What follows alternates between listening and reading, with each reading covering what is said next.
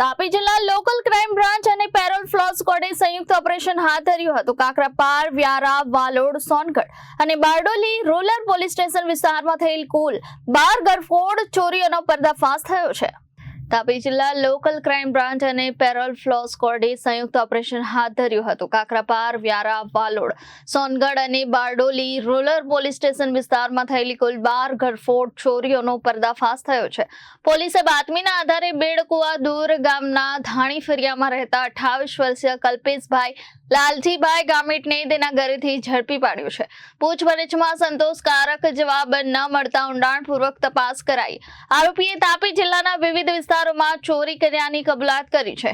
પોલીસે આરોપી પાસેથી કુલ 9,04,535 નો મુદ્દા માલ કબજે કર્યો છે, જેમાં 61.50 ગ્રામ સોનાના દાગીના, 900.47 ગ્રામ ચાંદીના દાગીના, રોકડ રકમ, 3 મોબાઈલ ફોન અને 2 મોટરસાયકલનો સમાવેશ થાય છે. Bureau report, Janadesh news, Tapi.